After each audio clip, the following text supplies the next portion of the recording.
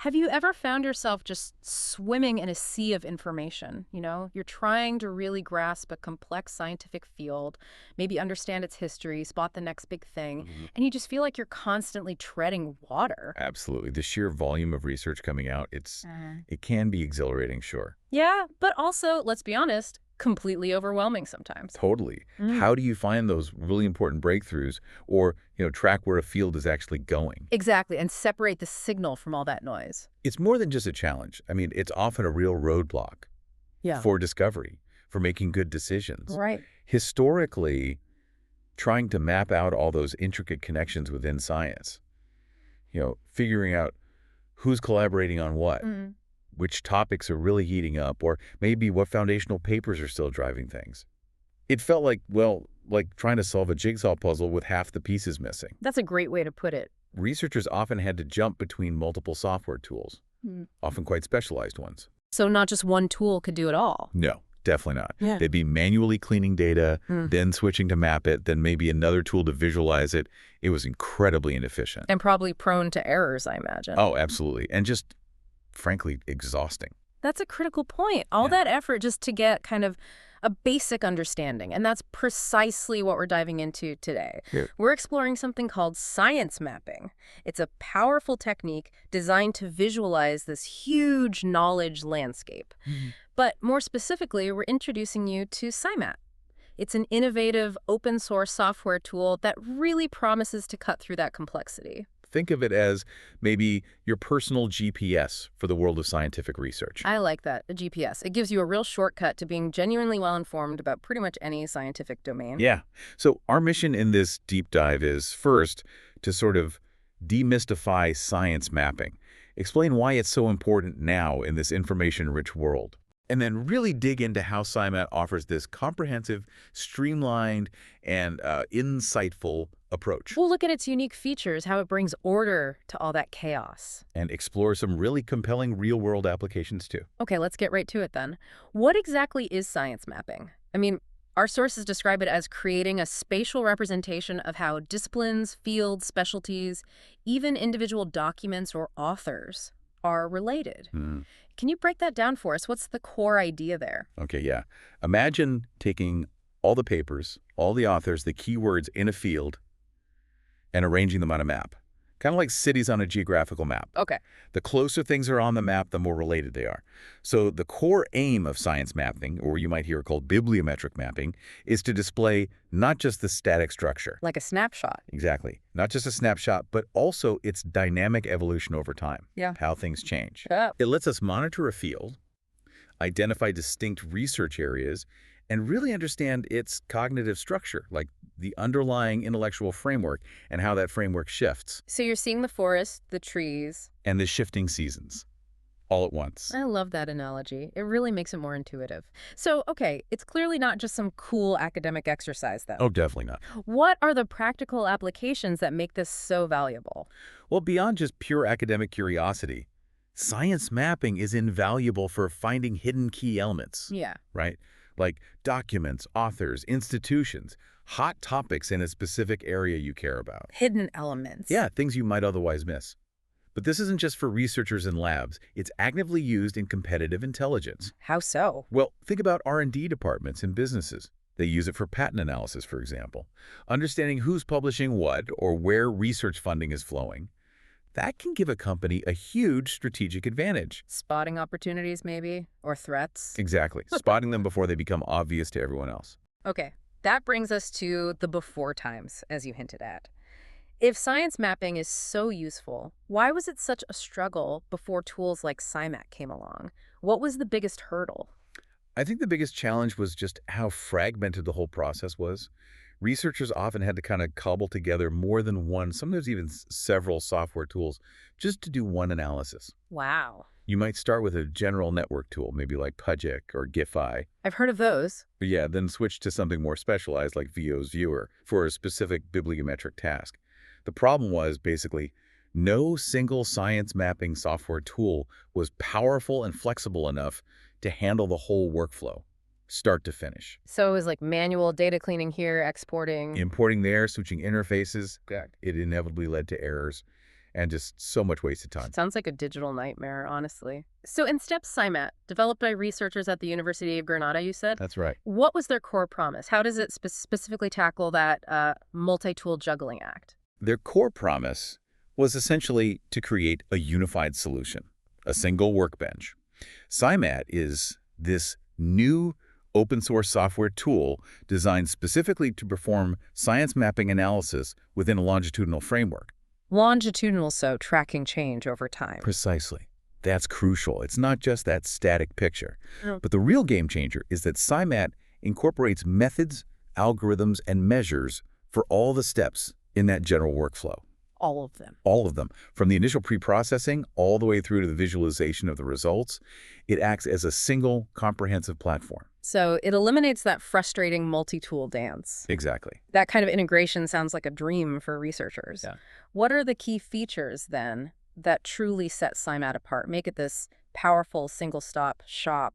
Well, there are three standout features, I'd say. First, it has a really powerful pre-processing module. Okay, pre-processing. Why is that so important? It's absolutely foundational because raw bibliographical data, well, it often looks like a teenager's bedroom. It's messy, full of duplicates, inconsistencies, misspellings.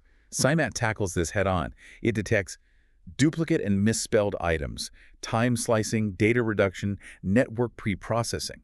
So it cleans everything up first. Right. And this isn't just about tidiness. It fundamentally elevates the trustworthiness of everything that comes after. You're building your analysis on solid ground, not quicksand. Got it. Ensures you're working with clean, accurate info from the start, makes everything else more reliable. What's the second crucial feature? The second is its intelligent use of bibliometric measures. SciMAT doesn't just show you connections exist. It actually studies the impact of each studied element. Impact. Like citations. Citations are part of it, but it goes beyond simple counts. It allows for science maps enriched with bibliometric measures, things like the H-index. Which measures productivity and impact, right? Exactly. And other specialized metrics, too, like the G-index, HG-index, Q2-index. Think of them as different lenses. They give you this multifaceted view of quality and significance. They help quantify the actual interest in and impact on the specialized research community. Okay. Different lenses for different types of impact. That makes perfect sense. And the third feature sounds like it makes it easier to use. Yes. The third is a very clever wizard to configure the analysis. The wizard. Yeah. For anyone who's ever felt, intimidated by complex software, this is a huge relief. It allows the user to configure the different steps of science mapping analysis. It guides you through those crucial choices, selecting measures, algorithms, analysis techniques. Without needing a PhD in computer science first. Pretty much. It really democratizes access to this kind of sophisticated analysis. Okay, so if we connect this to the bigger picture, how does SciMAT actually guide a user through that typical science mapping journey? Can you walk us through the general workflow? Sure. The typical journey, sort of, starts with getting the data retrieval, then that crucial pre-processing step we talked about. Cleaning it up? Right. Then network extraction, normalization, making sure comparisons are fair, the actual mapping, analysis, visualization, and finally the most important part, interpretation. What does it all mean? And SciMAT integrates all of those. Seamlessly. That's the goal. Okay. And when it comes to getting that raw data in the first place, where can SciMAT pull from? What are the sources? It's actually quite versatile. You can retrieve data from the big bibliographic databases like ISI Web of Science, Scopus, Google Scholar. The usual suspects. Yeah. Or even the National Library of Medicine's Medline for medical research. And crucially, it can also process patents from sources like the U.S. Patent and Trademark Office. Which, as you said, is huge for business intelligence. Exactly. And once you have that raw data, that's where the pre-processing magic happens. I imagine that's a real make or break step. It absolutely is. Because raw data usually contains errors. Simple things, like different spellings for the same author's name. Right, Smith, J versus John Smith. Exactly. Or slightly different keywords for the same concept. SciMAT addresses this with a dedicated module to manage the knowledge base. Users can actually go in and edit, clean, and fix possible errors across 16 different types of entities, documents, authors, keywords, references, you name it. So you have control. You do. And a really powerful feature here is its ability to manage groups, like an author group or a word group, to deduplicate similar items. So it will intelligently combine, say, Garfield, E, and Eugene Garfield into one single entity. Ah, so your analysis isn't skewed by counting the same person twice? Precisely. It ensures accuracy. So, okay, you've got this clean, reliable data. How does SciMAT then construct these visual maps? What are the building blocks it uses? It starts by building what are called bibliometric networks. These use specific units of analysis, which could be authors or keywords from papers or even the references cited, and then it identifies relations between them. Like how often do two keywords appear together in the same paper? That's co-occurrence. Right. Or how often do two papers cite the same older paper? That's co-citation. So, for example, a co-word analysis helps you visualize the conceptual structure, the main topics. Co-citation, or bibliographic coupling, can reveal the intellectual foundation. And co-authorship. That maps the social structure, who's actually working with whom. Fascinating. So you build these networks of connections. How does it turn that into the visual science map? What's the process there?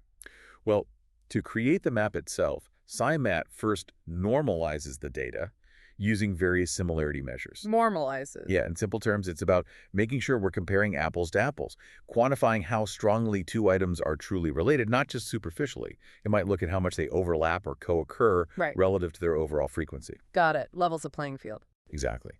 Then it applies clustering algorithms. These are basically sophisticated grouping methods. They take all those related items and organize them into distinct clusters, and those clusters form the visual science map. So we've got the map, looks great, but how does SciMAT help us analyze it more deeply? What kind of analytical tools does it offer beyond just, seeing the blobs? Right, the blobs need meaning. SciMAT provides powerful analysis methods. You can perform network analysis, for instance, using measures like something called Callan's density and centrality to categorize clusters in what's called a strategic diagram. This helps you quickly see if a cluster is, say, a motor theme, something really driving the field forward, or maybe a more basic and transversal theme that underpins lots of different areas. Ah, so classifying the importance or role of each cluster. Precisely.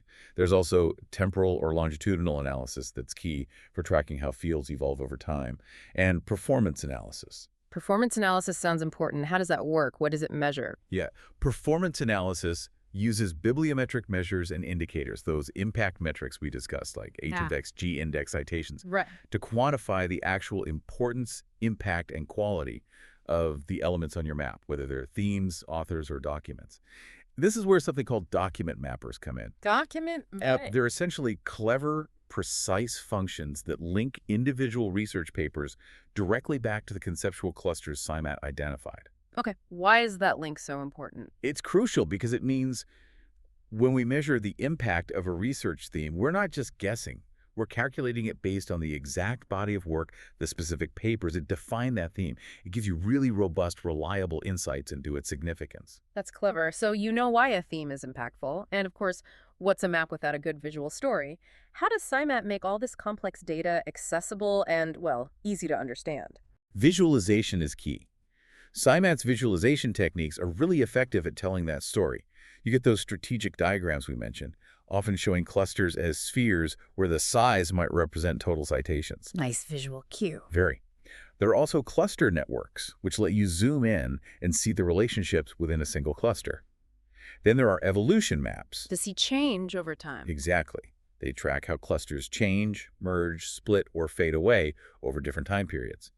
And overlapping maps, which are great for highlighting shared knowledge versus new items between periods. So multiple ways to look at it. Right. These visual tools are absolutely critical for gaining a good understanding and better interpretation of the output. They make really complex data immediately much more accessible. So let's bring this home. What does this all mean for you, the listener, the person maybe trying to navigate this ocean of information? How does SciMAT translate into real-world impact across different sectors? Okay, well, think about a journal editor. For them, it's invaluable. Imagine being able to analyze the topics and themes your journal covers, see how they've evolved. Identify hot topics. Exactly. Identify hot topics, maybe find highly cited authors for special issues. But it's more than just spotting trends. It's about proactively shaping the discourse. Maybe you spot a new interdisciplinary connection nobody else sees yet. Influencing the direction of research, potentially. Absolutely. And for individual researchers, how does it change their game? For researchers, it's a powerful way to analyze his or her own research field, to study the impact of different themes, maybe uncover key references they might have missed otherwise. So it could help focus their work. Definitely. Imagine seeing clearly where your specialty is headed, or understanding what foundational work is truly driving it today. It could literally shape your next grant application or your next big paper. Makes sense. And universities, research centers, I bet they could use this for some big strategic decisions. Oh, absolutely. They can use it to identify their most important or internationally relevant research. That helps guide crucial resource allocation decisions. Where should we invest? Right. They could even use it to decide which journals they should continue to subscribe to based on what their own researchers are actually citing and what's really driving impact in their fields. It enables data-driven academic strategy. And outside academia, you mentioned government, business intelligence. Yeah, government agencies, policymakers, Yeah. they can leverage SciMAT to identify the most fruitful areas of research or maybe the best researchers to focus funding on, making sure taxpayer money goes towards high-impact work. Efficient use of resources. Exactly. And in the private sector, those business intelligence departments can use it to uncover hidden topics, maybe some specific know-how from competitors' publications or patents. Gaining that crucial competitive edge. That's the name of the game. Wow. That's a really powerful set of applications. Let's maybe walk through a quick practical example from our sources just to see it in action. Say a researcher wants to analyze fuzzy sets theory, FST, from 1978 to 2009. How would SciMAT help? Okay, good example. So the researcher would start with data retrieval, gathering, say, thousands of documents from ISWA, Scopus, ScienceDirect. The big databases. Right. Then comes that really crucial pre-processing. This means meticulously cleaning the data. A key part here was defining word groups to make sure similar concepts, maybe worded slightly differently across papers, were combined. Like group consensus opinion and group decision analysis getting rolled into one theme, group decision-making. Ah, so you get a clear picture of the concept, not just the specific words used. Exactly. It stops the analysis getting skewed by slightly different phrasing, gives you a clearer view of the conceptual evolution. So, after all that cleaning, they use that handy wizard for configuration, right? That's right. They'd select word as their unit of analysis, specify they want a co-occurrence network, choose the right similarity index, the clustering algorithm, maybe pick performance measures like sum of citations and the H-index. Using those document mappers you mentioned. Yep, using core and secondary document mappers to link papers to themes. Then comes the interpretation. The payoff. The payoff. They could look at a strategic diagram for, say, the 2005-2009 period, quickly identify the motor themes, the real drivers, like H-infinity control or that group decision-making theme, or spot the basic and transversal themes. And the evolution. What's really insightful is using the evolution map. That lets them actually observe the field's conceptual journey over those decades. They could track themes present across all periods, like F is a Y control. Note themes that maybe disappeared, like F is a Y subgroup. Or celebrate themes that emerged later, like group decision-making. It really paints a living history of the field's ideas. Precisely. Its intellectual landscape over time. And this tool, SciMAT, it wasn't just built in an ivory tower somewhere, was it? How was it tested and refined? Did real researchers use it? Oh yeah, no, not at all. SciMAT was rigorously tested and improved according to the suggestions and comments of a wide variety of potential users. Like who? Everyone from senior researchers to PhD students across lots of different scientific fields. This real-world feedback was incredibly valuable. It led directly to improvements in later versions, things like enhanced reports, better ways to visualize the statistics. So they listened to the users. It did. Users apparently reported a bit of an initial learning curve, which is fair for powerful software, Sure. but consistently found it comfortable and really useful once they got into it. Good to hear. And just quickly for our more tech-savvy listeners, what are the technical bits underneath? What makes it tick? Well, SciMAT is programmed in Java, which is great news because it means it's cross-platform. Runs anywhere. Windows, Mac, Linux. Exactly. That really broadens its accessibility. No researcher is limited by their operating system. Its development used an object-oriented methodology and incorporated solid design patterns, which makes it easier to extend and build upon in the future. And the database. For its database engine, it uses SciLite, which is a really robust, serverless, and highly reliable choice for managing all that knowledge-based information. Okay. So, to wrap things up then, what we've really learned today is that SciMAT is, well, it sounds like a powerhouse. It's an open source tool that manages to bring together all those complex, often fragmented steps of science mapping Mm, into one user-friendly longitudinal framework. Its core strengths really seem to be that robust pre-processing. crucial. Its rich suite of bibliometric impact measures giving you that deeper insight. Yeah. And that intuitive configuration wizard making advanced analysis actually accessible to many more people, researchers, decision makers. Yeah, and I think this raises a really important question for all of us, doesn't it? In this age where information just keeps expanding, how do we move beyond just reading research to actually mapping and comprehending the entire intricate ecosystem of knowledge itself? That's a big question. It is. But by understanding these structural and dynamic aspects of scientific research, the hidden connections, the emerging trends, the foundational work, we're not just deepening our own personal knowledge. We're actually empowering far more informed decisions. In science, yes, but also in business and in public policy. Ultimately, maybe helping accelerate the pace of discovery and its positive impact on the world.